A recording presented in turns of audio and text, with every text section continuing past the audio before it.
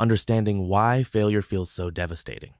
Let's be real, failure sucks. It feels like getting punched in the gut, dropping your phone face down on concrete, and realizing you sent a risky text to the wrong person, all rolled into one. But why does it hit so hard? Why does missing a goal or making a mistake feel like a personal attack on your entire existence? Well, turns out there's a psychological reason behind it. Actually, several. First off, our brains are wired to fear failure. Back in the caveman days, failure meant you didn't catch dinner, which meant you'd probably starve, which meant you'd die. Harsh, right? That survival wiring hasn't evolved much, so now when you mess up a presentation at work, your brain treats it like you just got chased by a lion. Your heart races, your stomach drops, and you suddenly want to curl into a ball under your desk. Your brain is literally stuck in survival mode over a missed deadline. Then there's the social pressure. Society loves success stories. Every time you open social media, someone's announcing a promotion, a new house, or a six-pack. No one posts, "Hey guys, I bombed my job interview today, and now I'm crying into a bag of Cheetos." So when you fail, it feels like you're the only one messing up. Newsflash, you're not. It's just that people only broadcast the highlight reel, not the behind-the-scenes disasters. Failure also hits hard because it triggers your ego. When you fail, it feels personal. Like you're not just bad at one thing, you're fundamentally defective as a human being. If you don't separate the event from your identity, it's easy to spiral. "I failed that test" turns into, "I'm stupid." "I got rejected" turns into, "I'm unlovable." See how quickly that escalates? And here's the kicker. We treat failure like a permanent outcome instead of a temporary setback. One bad test, one rejected job application, one awkward first date. It feels like your whole future just went up in flames. But in reality, failure is just a snapshot, not a whole movie. If Michael Jordan had stopped playing after missing his first game-winning shot, we wouldn't even know his name. To make matters worse, failure triggers emotional flooding.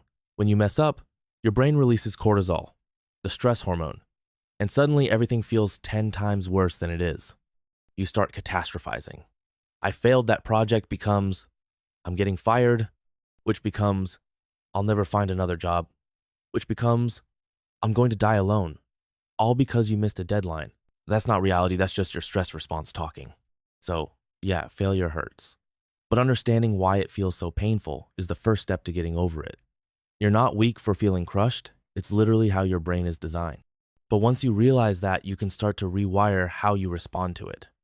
Reframing failure as feedback, not a verdict. Okay, so now that you know why failure feels like the end of the world, here's the good news. It's not. Failure isn't a life sentence, it's just feedback. It's information.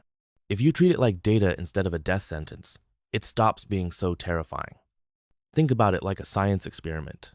If a scientist tests a theory and it doesn't work, they don't throw themselves on the floor and cry about how worthless they are. They adjust the variables and try again. You can do the same thing. Didn't get the job? That's just data telling you that maybe your resume needs tweaking. Got rejected by someone you liked? That's just proof that maybe they weren't the right person for you anyway. You have to separate the event from your identity. Just because you failed at something doesn't mean you are a failure. If you burn dinner, you don't call yourself a bad person, you just turn down the oven next time. But when it comes to career setbacks, personal failures, or relationship problems, we make it personal. You are not your mistakes. Failing at one thing doesn't define your whole value as a human being. Here's another secret. Literally, everyone fails. Oprah got fired from her first television job. Steve Jobs got kicked out of his own company. Michael Jordan missed over 9,000 shots. No one talks about those parts of their story because success is shinier. But those failures were the foundation for the wins that came later. Failure is not the opposite of success, it's part of it. The key is to reframe it as a stepping stone. Success isn't a straight line, it's a squiggly mess of wrong turns, missteps, and unexpected pivots. Every time you fail, you're gathering information about what doesn't work. That information helps you get closer to what does work.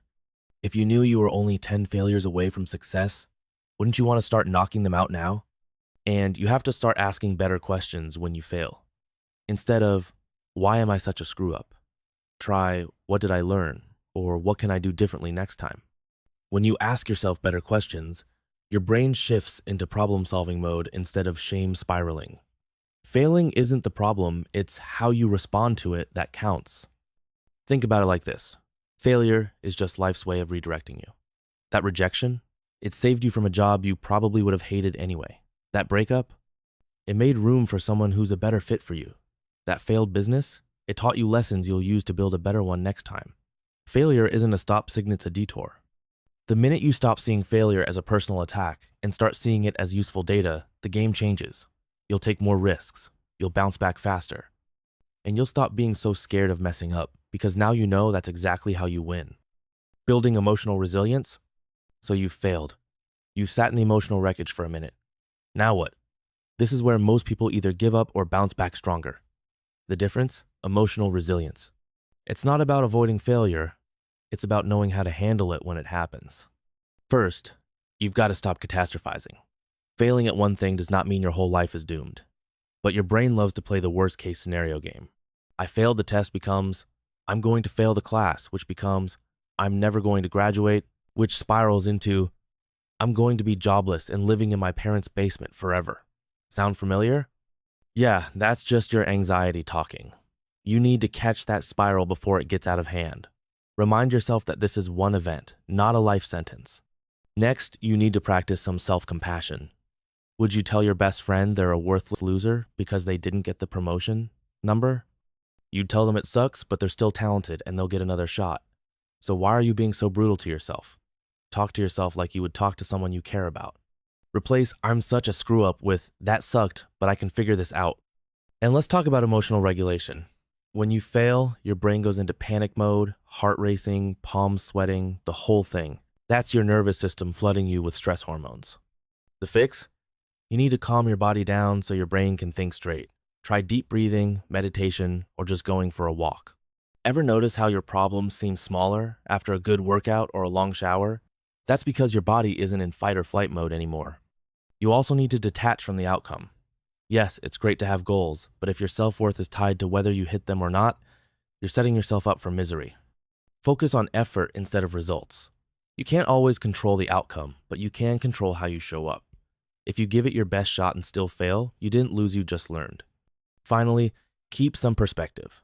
Ask yourself, will this matter in a year? If the answer is no, stop giving it so much emotional real estate. That rejection email, that awkward conversation, that failed pitch, none of it will matter 5 years from now. It probably won't even matter 5 weeks from now. Let it go. Seriously. Emotional resilience is about building the muscle to recover faster. The more you practice, the easier it gets. The goal isn't to avoid failure. It's to get better at handling it. Because once you stop fearing failure, you become unstoppable. All right, so you've processed the failure, learned the lesson, and stopped the emotional meltdown. Now it's time to rebuild. Success isn't about talent, it's about having a solid framework for turning failure into progress. If you don't have a system, you'll keep making the same mistakes. But if you create a process for learning and adapting, you'll bounce back faster every time. Step 1. Set process-based goals. Most people set outcome-based goals like, I want to lose 20 pounds or I want to make 6 figures. The problem? You can't always control the outcome. Instead, focus on what you can control. I'm going to work out 3 times a week or I'm going to apply to 5 jobs a week are process-based goals. They're measurable, repeatable, and within your control. If you hit the process goals, the outcome will eventually follow. Step 2. Fail small and fail often. Big failures feel catastrophic because they're rare. But if you make a habit of trying new things and being okay with small failures, you'll build up resistance. Try out that new hobby even if you suck at it. Ask out that person even if you're not sure they're interested. Get used to rejection and mistakes on a small scale. The more you fail, the less scary it gets. Step 3. Create a post-failure ritual. When you fail, you need a reset routine. Maybe it's treating yourself to ice cream, venting to a friend, or taking a day off. Whatever it is, have a plan in place so you don't sit in the failure for too long. The faster you reset, the faster you can get back to trying again. And don't skip this step. Self-care isn't lazy, it's strategic. Step 4. Track your wins. When you fail, your brain automatically focuses on what went wrong. You need to retrain it to notice what's going right. Keep a journal or list of small wins, anything from I spoke up in a meeting to I made it to the gym today. Seeing proof that you're making progress will keep you motivated, even when things aren't going perfectly. Step 5. Take action immediately. Reflection is great, but overthinking is a trap. Once you've learned the lesson from the failure, get moving. If you bombed a presentation, sign up for a public speaking course. If you lost a job, send out 5 new applications today. Action kills fear. The longer you sit in your head, the bigger the failure will seem. Move fast, even if you don't feel ready. Here's the truth. Success is a numbers game. The more you try, the more you'll fail. But the more you fail, the more you'll learn. And the more you learn, the closer you'll get to success. Every successful person you admire has failed more times than you can imagine. The difference is, they kept going. You don't need to avoid failure. You need to embrace it. Make it part of the process. Fail fast, fail smart, and keep moving. That's how you turn failure into success. And when you do finally hit that win, it'll taste even sweeter because you earned it. All right, so now you know the secret formula for turning failure into success. It's not about avoiding failure, it's about knowing how to bounce back stronger. You've got the tools now. You understand why failure feels so brutal, how to reframe it as feedback, how to build emotional resilience, and how to create a solid success framework. That's the whole playbook. But here's the thing, you're probably going to need to hear this more than once. That's just how life works. So do yourself a favor, save this video. Seriously, bookmark it, add it to a playlist, whatever you need to do. Then, next time you hit a rough patch, come back and watch it again, but this time, take notes. Write down the parts that hit home for you. You'll process it differently when you put pen to paper, and it'll stick better. And hey, if this helped you even a little bit, don't forget to hit that subscribe button. I'm dropping more life guides and tips just like this one, so you don't have to figure it all out the hard way. Also, if you really want to level up, check out this video right here on how to prevent distraction overload. Because let's be honest, half the reason we struggle to stay motivated is because our brains are constantly being hijacked by notifications and endless scrolling. That video will help you cut through the noise and stay focused on what matters. All right, you've got this. Now go out there and fail like a pro, because the faster you fail, the faster you'll win. See you in the next one.